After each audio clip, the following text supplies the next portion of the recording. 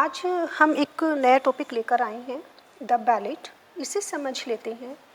ये word the ballot English literature में ही use होता है। द बैलेट और द बैलेट सॉन्ग को कहते हैं। एक तरह से एक स्टोरी होती है जिसे सॉन्ग की फॉर्म में या सॉन्ग के थ्रू प्रेजेंट किया जाता है पब्लिकली, लोगों के सामने। सो बैलेट इज़ अ टेल। ये एक स्टोरी होती है। बैलेट जिसे सॉन्ग, बैलेट मीन्स सॉन्ग या कोई भी गीत। Ballad is a tale in the form of a song. और ये किसकी फॉर्म में होता है? बैलेट एक सॉन्ग की फॉर्म में होता है। It's poetry is direct.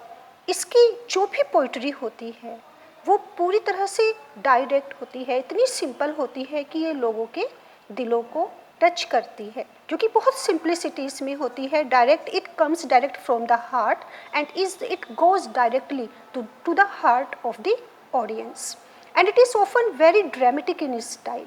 क्योंकि सॉन्ग की फॉर्म में होती है, पीपल को अपील करती है, तो इसकी स्टाइल भी काफ़ी ड्रामेटिक होती है, या कह सकते हैं कि इसको बहुत अच्छे तरीके से ड्रामेटाइज किया जाता है ताकि ये लोगों के दिलों को छू सके। Originally it was intended to be recited by a single singer. जब बैलेट आया था, जब ये सॉन्ग लोगों के सामने प्रेजेंट किया जाता था, तो इसको सिर्फ एक सिंगल सिंगर गाता था। सिर्फ एक सोलो होता था, या कह सकते हैं कि एक ही सिंगर होता था, वो इसको लोगों के सामने प्रेजेंट करता था। बाद में कुछ सिंगर्स 2 होने लगे, 4 होने लगे, बढ़ने लगे, लेकिन स्टार्टिंग में सिर्फ एक ही सिंगल सिंगर होता था। मेन पर्पस बैलेट का जो मेन पर्पस था वो था सिर्फ लोगों को एंटरटेन करना, टू एंटरटेन दी ऑडियंस, और उनके अंदर बहुत ज़्यादा इमोशंस को क्रिएट करना, प्रोड्यूस करना, उनको इतना ज़्यादा एक्साइट करना कि अगर सिंगर रो रहा है, अगर अपने बैलेट में, अपने सॉन्ग में वो कोई भी ट्रेजिक स्टोरी को प्रेजेंट कर रहा है, तो ऑडियंस की आंखों में भी आंसू आ जाते थे। उनके अंदर अगर इमोशंस नहीं आ रही हैं या वो अपने आप को कनेक्ट नहीं कर पा रही हैं सिंगर की टेल से, तो इसका कोई भी पर्पस नहीं होता था। तो मेन पर्पस होता था ऑडियंस को एंटरटेन करना, अलोंग विद साथ ही साथ उनमें कैदारसिस क्रिएट करना, जो अरिस्टोटल ने भी कहा है, या उनकी इमोशंस को बहुत ज़्यादा प्रोवोक या एक्साइट कर देना। इसीलिए क्योंकि वो उसको गाते थे पब्लिक के सामने, तो ये बहुत ज़रूरी था कि उसमें एक रिदम हो, मेलोडी हो। बहुत ज़्यादा मेलोडियस होता था, रिदमिक होता था, हाईली लिरिकल होता था। ये सब बैलेट की क्वालिटीज़ हैं। एंड इट वॉज संग विद ड्रामेटिक वॉइस। इतनी अच्छी वॉइस में उसको प्रेजेंट किया जाता था कि ऑडियंस उसको सुने बिना रह ही नहीं पाते थे। ये मेन पर्पस होता था, ये मेन क्वालिटी है सभी बैलेट की।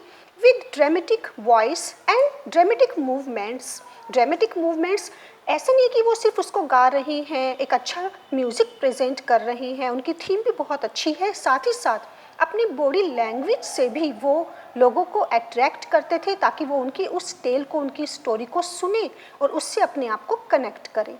ड्रामेटिक मूवमेंट्स होती थी, dramatic movements of the singers body, क्योंकि बॉडी लैंग्वेज का बहुत ज़्यादा ज़रूरी है किसी भी स्टोरी को सुनाते टाइम। अगर सिंगर खुद ही उससे कनेक्ट नहीं हो पा रहा है तो वो ऑडियंस को कनेक्ट नहीं कर पाएगा।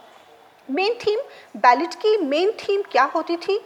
जनरली ये हिस्ट्री, कोई भी हिस्टोरिकल स्टोरी हो सकती थी, किसी भी हिस्ट्री को वो ले लेते थे, क्योंकि हिस्ट्री लोगों के दिलों के बहुत करीब होती है, वो कहीं ना कहीं उससे इमोशनली कनेक्टेड भी होते हैं और वो उनको टच करती है। तो इसकी मेन जो थीम होती थी वो हिस्ट्री होती थी। लेकिन जैसे कि कोई भी हिस्ट्री वो ले लेते थे, अनरिटन हिस्ट्री, ऐसी भी हिस्ट्री होती थी जिसके बारे में लोगों को पता तो था, सुना तो था, लेकिन ज़्यादा उसके बारे में लिखा नहीं गया, या काफ़ी कम लिखा गया, या कभी लिखा ही नहीं गया। अनरिटन हिस्ट्री ले लेते थे। लीजेंड, कोई भी लीजेंड ले लिया उन्होंने, कोई हीरो हो सकता था लीजेंड, कोई लीजेंड स्टोरी हो सकती थी, पुराण ले लेती हैं जैसे, और कोई ऐसी फिक्शियस स्टोरी भी ले लेते थे, सुपर नेचुरल, कोई भी सुपर नेचुरल स्टोरी ले लिया। मेन थीम इसकी ये भी हो सकती थी वॉर, लव, लड़ाई से रिलेटेड, प्यार से रिलेटेड, एडवेंचर, कोई भी एडवेंचर उन्होंने ले लिया, या रिवेंज।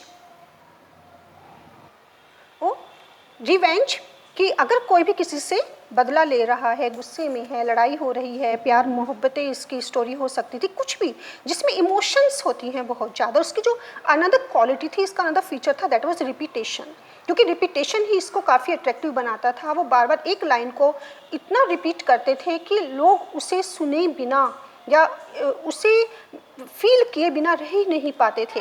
और यहाँ पर देखिए जॉन कीट्स का आपने देखा होगा ballad La Belle Dame sans Merci, that is also an example of mercy. एक और एग्जाम्पल हिंदू मिथोलॉजी से ले सकते हैं, Ramayana Lavkush. Lavkush when they go to the village and they start to tell the story of Rama and Sita. तो वो भी वैलिड है कि जब लवकुश स्टोरी सुनाते हैं सीता और राम की, तो लोग इतना ज़्यादा इमोशनल हो जाते हैं, उनकी इमोशंस को इतना एक्साइट कर देते हैं कि सभी रोने लगते हैं। Originally it was sung from village to village. पहले क्या होता था, सिंगर एक गांव से दूसरे गांव में जाता था with the help of a musical instrument. उसके हाथ में कोई ना कोई म्यूजिकल इंस्ट्रूमेंट होता था, हार्प है, फिडल है, और एक स्ट्रोलिंग सिंगर की तरह, स्ट्रोलिंग सिंगर वांडरिंग सिंगर की जो यहाँ से वहाँ जा रहा है। और बैंड्स ऑफ सिंगर, काफ़ी सिंगर्स भी होते थे, और उनका अपना एक पर्पज़ होता था कि उनकी ये एक तरह से लाइवलीहुड होती थी, वो सिर्फ कमाने के लिए इसको गाया करते थे। ये उनका कह सकते हैं कि उनकी अपनी एक ही अर्निंग का सोर्स था। तो ये था हमारा बैलेट।